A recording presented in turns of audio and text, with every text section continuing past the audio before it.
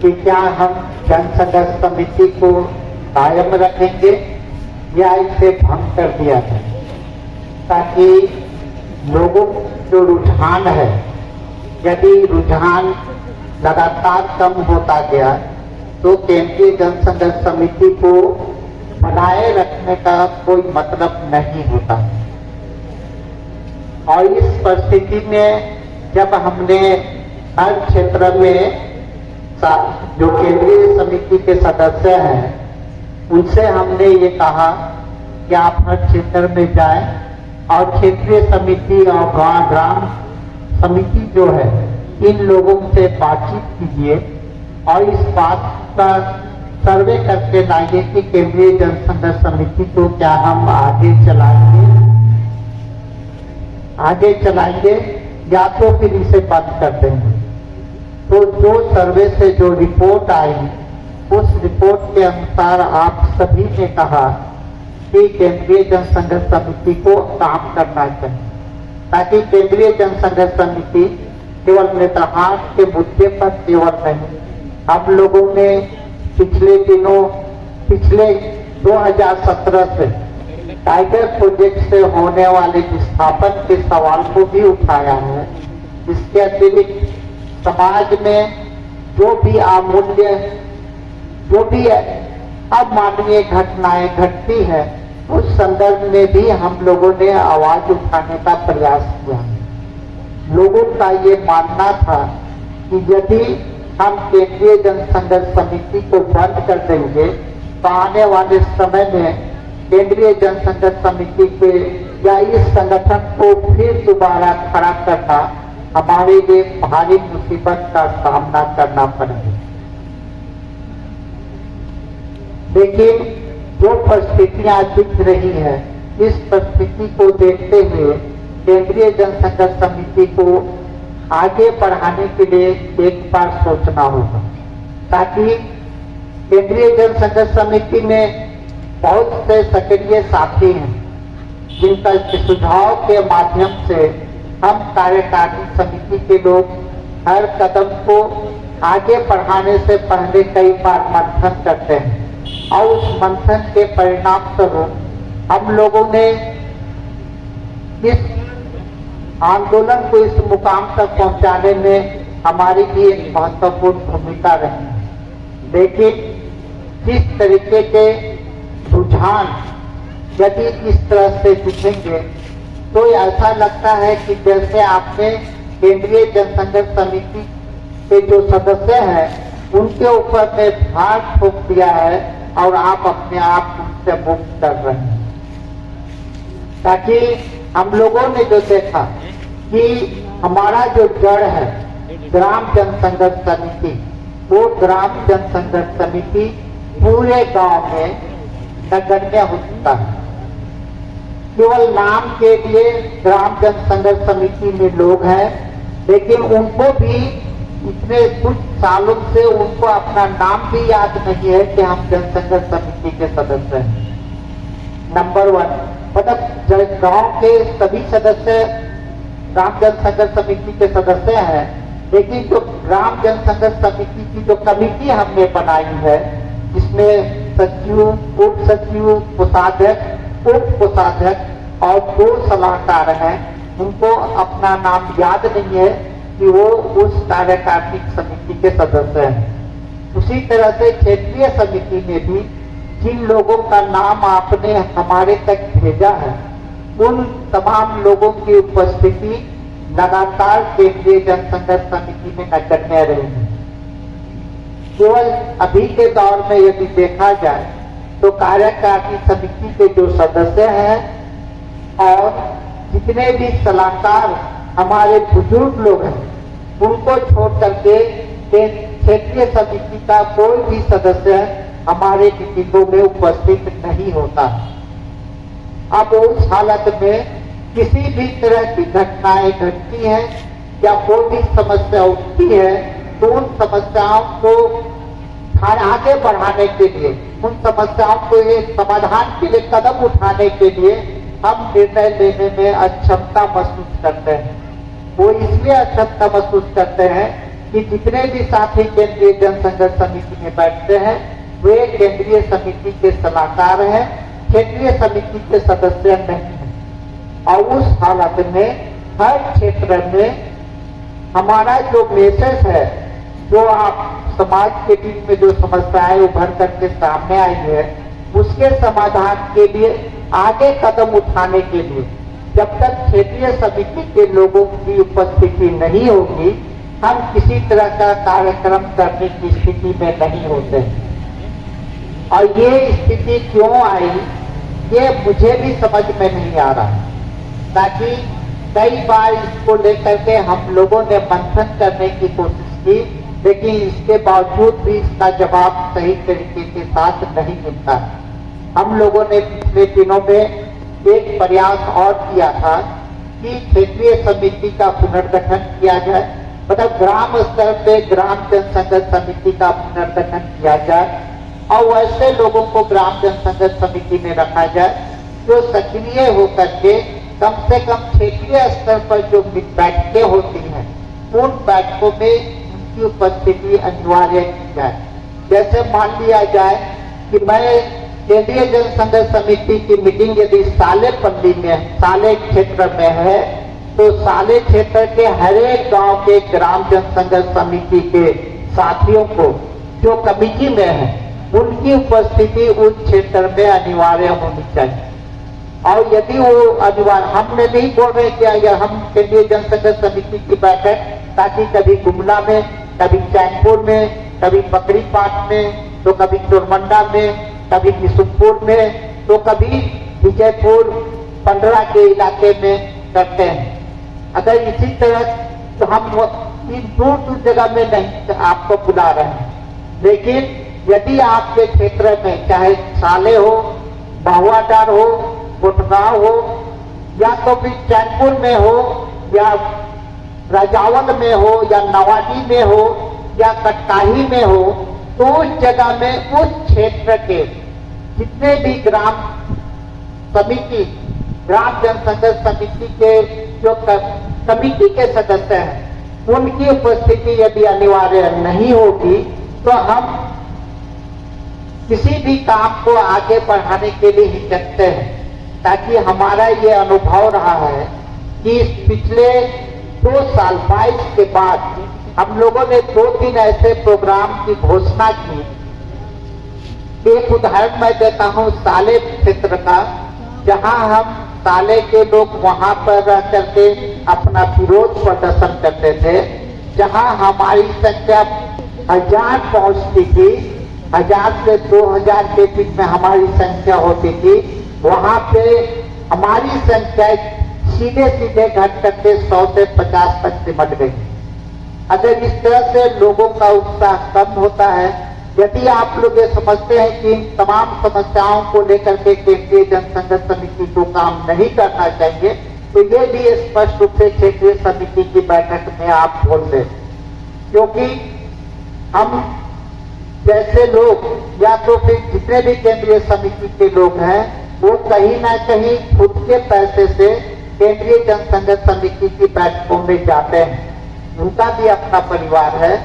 उनके भी बाल बच्चे हैं, उनको भी अपने घर और परिवार की चिंता है। लेकिन जिसके वो जितना त्याग करके केंद्रीय समिति की बैठक में आते हैं उतना ही सपोर्ट हम आपसे चाहते हैं। यदि आपका सपोर्ट नहीं मिलेगा तो इसको आगे बढ़ाने के लिए हमें सोचना पड़ेगा।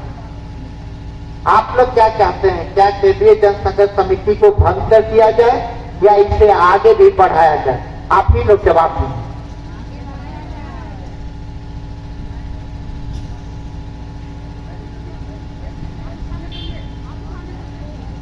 कितने लोग चाहते हैं कि केंद्रीय जनसंघर्ष समिति को आगे भी चलना चाहिए? हाथ उठाइए।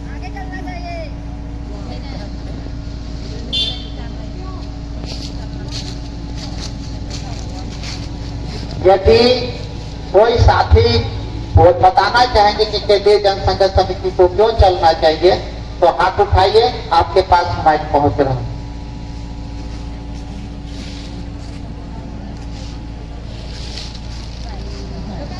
दो शब्द बोल सकते हैं कि क्यों करना चाहिए। अभी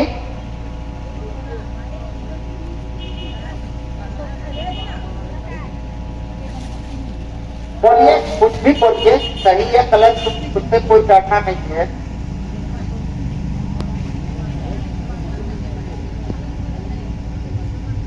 हम लोगों को इसको आगे बढ़ाना है, पीछे नहीं हटना है। ठीक है, आप लोगों ने इस तरीके से ज्यादा सारे लोग नहीं बोल पाए तो परिस्थितियां दिख रही है, ताकि आप लोग को निश्चित तौर पर करते हैं आगे बढ़ाना चाहिए, लेकिन इसके लिए अपने अपने गांव के स्तर पर जब भी आप बैठकें करें उन बैठकों में केंद्रीय जनसंघर्ष समिति क्यों आवश्यक है इसको लेकर के चर्चा परिचर्चा जरूर करें, ताकि ये जो शब्द मैं बोल रहा हूँ, ये वाक्य जो बोल रहा हूँ, ऐसे इस तरह के खुले मंचों में नहीं बोला जाता, वो कहीं ना कहीं कुछ में बोली जाती है। लेकिन आज हम मजबूर हैं इस बात को बोलने के लिए, ताकि ये काफी गंभीर मामला है, ताकि पिछले कई दिनों से हम लोगों ने जो अनुभव किया है वो केंद्रीय जनसंघर्ष समिति के जितने भी सदस्य हैं जो लगातार बैठकों में भाग लेते हैं उनके चेहरे पर निराशा दिख रही है। और ये निराशा क्यों है मुझे समझ में वो निराशा क्यों है ये बात इसे समझ में आती है कि जो भी कार्यक्रम की घोषणा होती है उस कार्यक्रम में हम बाकी केंद्रीय समिति के लोगों को छोड़ करके बाकी तमाम सदस्यों की उपस्थिति काफी कम रही है, और इसके कारण से हमारे अंदर में जो उत्साह था काम करने का 2022 से पहले जब माननीय मुख्यमंत्री ने नेत्रहाट की की औद्योगिक विस्तार पर रोक नहीं लगाया था, तब हमारी उपस्थिति कितनी थी। हम सभी लोग ये सोचते थे कि हमको नेत्रहाट की फैक्ट्री के औद्योगिक विस्तार को केवल रोक लगाना शायद, इसीलिए उससे पहले हमारी उपस्थिति दिखती, लेकिन इसको सदा के लिए रद्द कराने के लिए हमारी उपस्थिति आज के संदर्भ नहीं है। अभी तो जब तक नेत्रहाट की फैक्ट्री को हम परमानेंट रूप से रद्द नहीं कराते तब तक हमारा आंदोलन जारी रहे। हम इसलिए भी कहते हैं कि हमारे बहुत से, ताकि हमने जो लड़ाई लड़ा ये लड़ाई हमने अपने लिए लड़ाई नहीं लड़ी, हम सभी ने हमारे लिए जो कल के दिन में हमारी जो नई पीढ़ियां आएगी उन पीढ़ियों के लिए हम जल जंगल जमीन को बचा करके रखना चाहते हैं। उनके लिए हम लोगों ने ये लड़ाई की शुरुआत की थी, ताकि कभी भी हम सभी, चाहे हमारे सीनियर साथी रहे हो, चाहे वो बाबा पीटर मिल रहे हो, चाहे वो बेरनाट मिल रहे हो, चाहे वो पुलिका सिक्योर रहे हो, चाहे जो भी है जिनका नाम मैं नहीं ले रहा हूँ, चाहे तहसीला मार रही हो, बगददी कुचूर रही हो, ऐसे कई लोग हैं जिन्होंने अपने भाषणों में बार बार कहा कि हम अपने आने वाली पीढ़ी के लिए इस लड़ाई को आगे ले जाना चाहते हैं। जब हम इस लड़ाई को आगे ले जाना चाहते हैं आने वाली पीढ़ी के लिए, तो हमारा भी फर्ज बनता है कि हम भी अपने आने वाली पीढ़ी के लिए इस आंदोलन को चलाएं और वो उनके लिए हम इस जल जंगल जमीन की रक्षा करें। और उसके बाद वे जो अभी बच्चे हैं वे अपने आने वाली पीढ़ी के लिए इस आंदोलन को रखेंगे और अपने जल जंगल जमीन की रक्षा के लिए अपने आने वाली पीढ़ी के बच्चों के लिए सुरक्षा का प्रबंध करेंगे। ये हम लोगों की कोशिश है और इसी कोशिश के तहत हम लोग लगातार इस आंदोलन को आगे बढ़ा रहे हैं। अभी नेत्रहाट आंदोलन का एक स्टेज है जहाँ पे हमने औद्योगिक विस्तार पर रोक लगाने में कामयाबी हासिल की, लेकिन इसे परमानेंट रूप से रद्द करने के लिए हम सभी को मिल करके इस आंदोलन को आगे बढ़ाना पड़ेगा। आप सभी को मालूम होगा कि पिछले साल 2020 के आसपास में हम लोगों ने हरेक ग्राम सभा से ये दरख्वास्त किया था कि नेत्रहाट की फैक्ट्री के लिए हम 1 इंच जमीन देना नहीं चाहते हैं, कृपया करके आप अपने गांव के ग्राम सभा में निर्णय लें और उस निर्णय की कॉपी महामहिम राज्यपाल से लेकर के प्रखंड के वीडियो और वीडियो तक भी भेजे, लेकिन जो वास्तविकता है उस वास्तविकता के तहत में हम लोगों ने, जो हम कहते हैं कि 245 गांव इस आंदोलन से प्रभावित है फायरिंग रेंज से, उस 245 गांव से मुश्किल से लातेहार जिला के 49 गांव 49 गांव और गुमला जिला के एक गांव, जिसकी चिट्ठी माननीय उपायुक्त महोदय दोनों जिले के लोगों ने इस बात का उल्लेख किया कि 39 गांव के लोगों के ग्राम सभा ने इस बात का निर्णय किया है कि हम नेतरहाट फायरिंग रेंज के लिए अपनी एक इंच जमीन नहीं देंगे। अब माननीय उपायुक्त महोदय लातेहार ने इस बात का उल्लेख करते हुए लिखा कि 39 गांव के ग्राम सभा के निर्णय का सम्मान करते हुए राज्य सरकार निर्णय ले, मतलब कि ग्राम सभा का जो निर्णय है उस निर्णय के तहत वो निर्णय ले, और उन्होंने, ताकि किसी को यह अधिकार नहीं है कि सेना के प्रस्ताव को वो रद्द कर पाए, वो राज्य सरकार के स्तर पर होता है। और उन्होंने राज्य सरकार को कहा कि इनका सम्मान करते हुए आप निर्णय ले सकते हैं। गुमला के उपायुक्त ने केवल एक गांव काठू पानी का जिक्र करते हुए कहा कि नेतरहाट के फायरिंग रेंज एक इंच जमीन काठू पानी गांव के ग्राम सभा नहीं देना चाहती, इसलिए ग्राम सभा के निर्णय का सम्मान करते हुए राज्य सरकार निर्णय ले। और इन्हीं दो चिट्ठी के आधार से हमारे माननीय मुख्यमंत्री ने नेतरहाट फायरिंग रेंज का अवधि विस्तार पर रोक लगाई। अभी भी हम लोग ये कह रहे हैं कि जितने भी ग्राम सभा की बैठक करके यदि आप नेतरहाट फायरिंग रेंज के लिए अपनी जमीन नहीं देना चाहते हैं या देना चाहते हैं, दोनों ही परिस्थिति में आप ग्राम सभा की बैठक करें और जो भी निर्णय होता है उसका निर्णय महामहिम राज्यपाल से लेकर के प्रखंड के अंचल पदाधिकारी तक, प्रखंड के वीडियो तक वो चिट्ठी आप निर्णय की कॉपी पहुंचाएं, ताकि हम ये बात जान पाए कि वास्तव में हम नेतरहाट फायरिंग रेंज को चाहते हैं या नहीं चाहते हैं। ये काफी गंभीर मामला है। 2020 से आज 2025 हो गया, हमारे पास जो ग्राम सभा का निर्णय का कॉपी है वो महुआडांड से मुश्किल से 50 की संख्या में मेरे पास आया है। और बाकी, ताकि महुआडांड प्रखंड में यदि 100 गांव है तो 50 का संख्या बहुत आधा है, आधा में। और बाकी गांव क्या है, बाकी गांव ये चाहते हैं कि हम गांव छोड़ करके चले जाएं या सेना के लोग के गांव में फायरिंग अभ्यास करें, ये निर्णय आपको लेना है। उसी तरह से गुमला जिले का जो स्थिति है, गुमला जिले का अभी तक मुझे जहां तक मालूम है 20 गांव है, होगा ना, केवल 20 या 25 गांव, 15 गुमला जिले का केवल 15 गांव ने ग्राम सभा करके उस निर्णय की कॉपी हमको भेजी है, जिसके एक प्रति संघर्ष समिति के पास भी भेजनी थी, उसमें एक प्रति भेजी है जहां पे नेतरहाट फायरिंग रेंज के लिए हम अपनी जमीन नहीं देने की बात कर रहे हैं। और सबसे अगर हम आंकड़ा देखें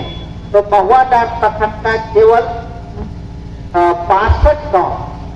नेतरहाट फायरिंग रेंज से अधिसूचना के द्वारा प्रभावित है। और अगर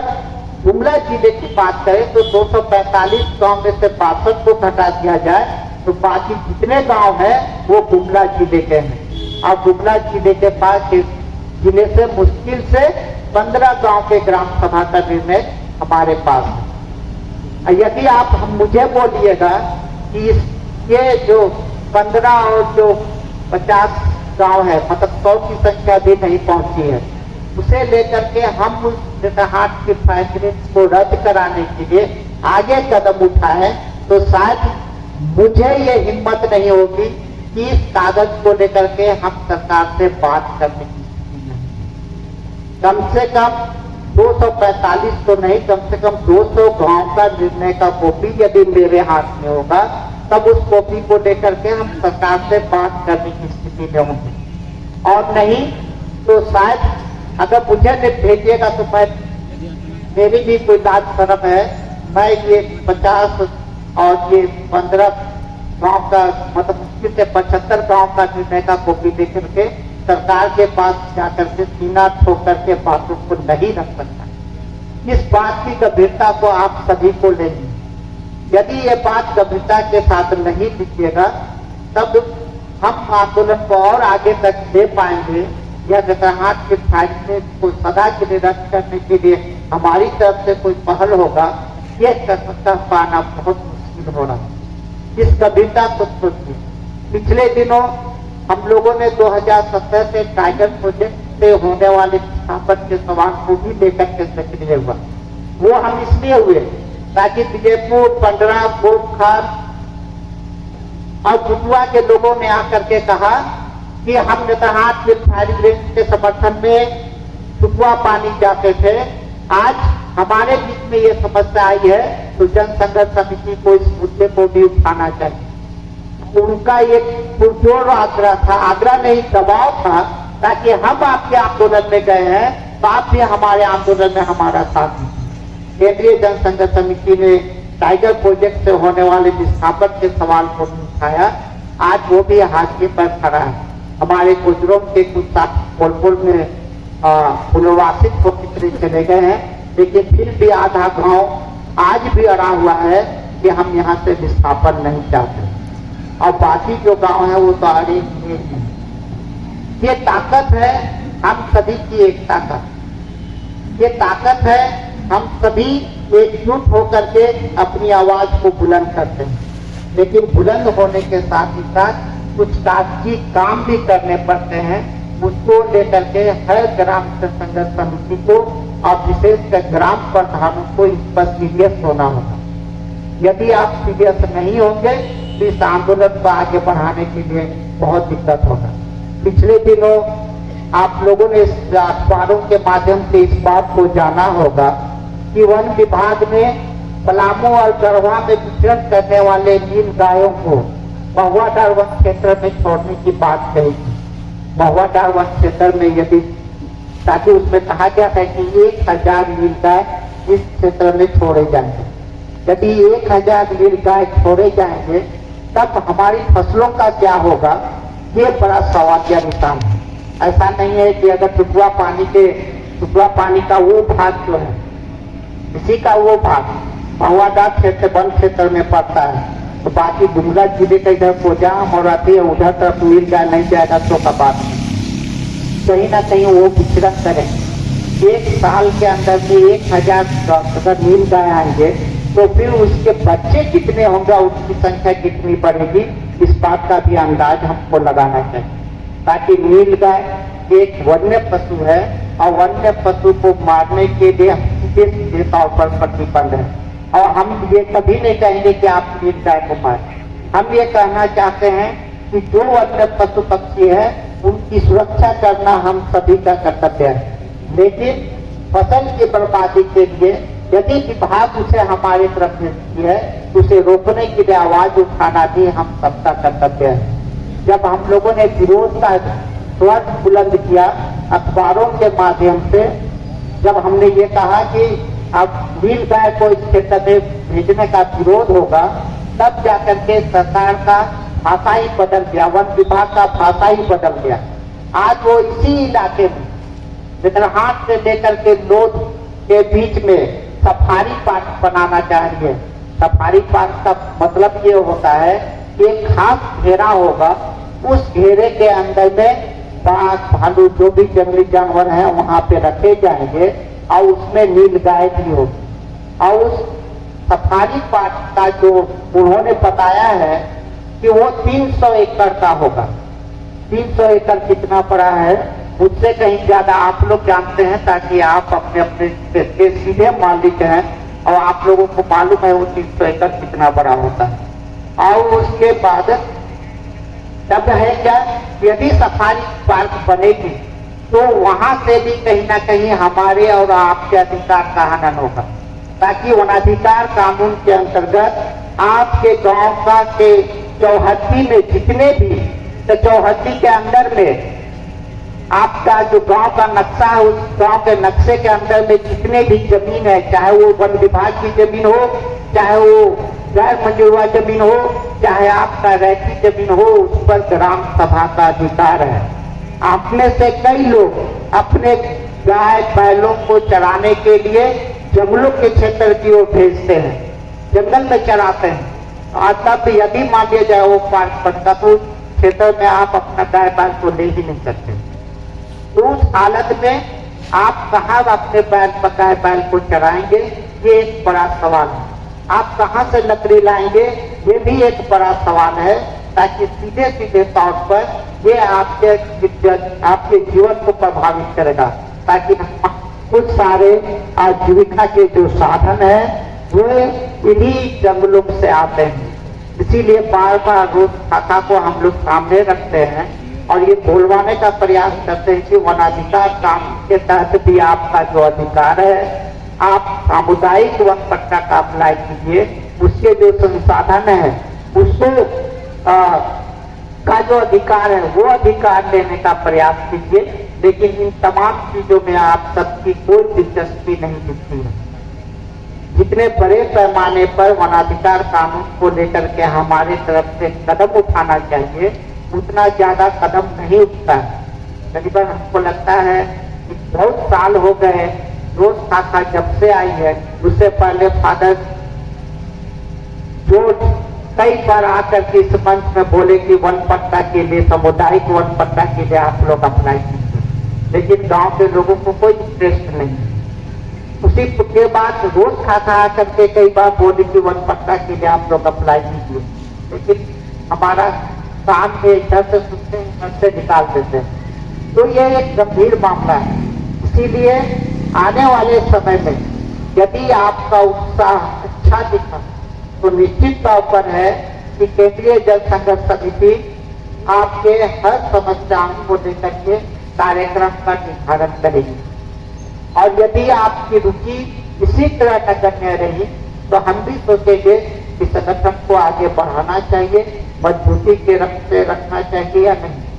अगर मान लिया जाए कार्यकारिणी समिति के जो हम 3 सदस्य हैं और इसके साथ ही साथ हमारे पास जो केंद्रीय जन संघर्ष समिति के सलाहकार समिति के जो सदस्य लगातार बैठकों में आते हैं, केवल पेड़ चुंडी को हरा देखने से संगठन मजबूत नहीं होता है। उसका जो जड़ है, जो जड़ आप लोग हैं, ग्राम जन संघर्ष समिति है, गांव है, यदि वो मजबूत नहीं होगा तो हम इस लड़ाई को आगे तक नहीं ले पा सकते। इसीलिए मैं आप सभी से गंभीरता से और काफी सीरियस होकर के इन बातों को कह रहा हूँ कि आप अपने गांव में जाएं, गांव के लोगों के साथ बात करें, और सही मायने में यदि आप अपनी जल जंगल जमीन को अपने आने वाली पीढ़ी के लिए बचाना चाहते हैं तो आप सभी को एकजुट होकर के आगे आना होगा। और मैं चाहूंगा कि आने वाले दिनों में जब क्षेत्र के स्तर पर बैठकें होंगी, उस बैठक में जन संघर्ष समिति के संदर्भ में एक विषय रख करके आप लोग गांव के स्तर पर भी और क्षेत्र के स्तर पर भी बातचीत कीजिए और सही रिपोर्ट हमारे पास भेजिए, ताकि आप सही मायने में संगठन को आगे ले जाना चाहते हैं, संगठन और अन्य मुद्दे हमारे हैं उनको लेकर के सवाल उठा सके, तो आप हमें बताइए, हम कार्यक्रम का निर्णय लेंगे और आपकी सहमति से ही वो कार्यक्रम होगा। और जिस कार्यक्रम में आपकी उपस्थिति और आपकी भागीदारी उतना ही महत्वपूर्ण है, ताकि आज हम लोग इतना बोलते हैं कि आप लोग रुक जाइए, हमारी संख्या कम हो रही है, लेकिन जिन लोगों को जाना था वो लोग हमारे इस आग्रह को भी स्वीकार नहीं किया। तो अगर ऐसा ही रहा तो हाँ ठीक है, हमने केंद्रीय जन संघर्ष समिति के सदस्यों को जो बैठकों में बैठते हैं उनका हमने तो ठेका दे रखा है ना। एक आदमी ने हमें कहा था कि पैसा दीजिए, मैं पैसा में आपको बोले सरकारी मैं का फंड में, का निम हॉर्मोन असम उपस्थित मनो और निम नारा लगा बोले मन संगे जोड़ बोले सरकार कथा में इधर नामन बढ़िया की घोषणा रही। और जब तक हम लोग नहीं समझेंगे, संगठन को हम मजबूत नहीं करेंगे, आंदोलन को हम आगे नहीं बढ़ा सकते हैं। इसलिए आखिरी में फिर एक बार मैं कह रहा हूँ, आप सभी लोग गंभीरता के साथ विचार कीजिए, ताकि मुझे एज ए सेक्रेटरी आप लोगों ने बनाया है इस संगठन का, तो मेरे हाथ को भी मजबूत करने के लिए आप सभी की भागीदारी उतना ही महत्वपूर्ण है। यदि आप मजबूत होंगे तो मेरा हाथ भी मजबूत होगा और हम किसी से भी निर्धारित रूप से बातचीत करने की स्थिति में रहेंगे। ताकि आज तक जो भी मैं सरकार से बात किया हूँ तो आप सबके बलबूते बात किया हूँ, मेरी व्यक्तिगत हैसियत कुछ नहीं है। मैं भी आपकी तरह गांव में रहने वाला एक मामूली सा लड़का हूँ। इसीलिए आप सभी की भागीदारी सुनिश्चित हो, ये बात आप निश्चित तौर पर है कि अपने गांव के स्तर पर करें। और आप सभी की भागीदारी होगी तो निश्चित तौर पर जिन समस्याओं को केंद्रीय जनसंघर्ष समिति ने उठाया है उसको लक्ष्य तक पहुंचाने के लिए हम सभी लगातार प्रयास कर रहे हैं। ये बात निश्चित तौर पर है कि बड़े मंच पे नहीं बोला जाता है, लेकिन परिस्थितियां ऐसी पैदा हो गई है कि मुझे आकर के इन बातों को कहना ही पड़ रहा है। इस गंभीरता को ध्यान में देते हुए आप सब आगे जाकर के काम करेंगे इन्हीं शब्दों और इन्हीं विचारों और इसी उम्मीद के साथ कि आप यहाँ से लौट करके इन बातों पर विचार करेंगे और संगठन को मजबूत बनाने का अपनी महत्वपूर्ण भूमिका निभाएंगे। इन्हीं शब्दों के साथ आप सभी को धन्यवाद, जोहार, जय झारखंड।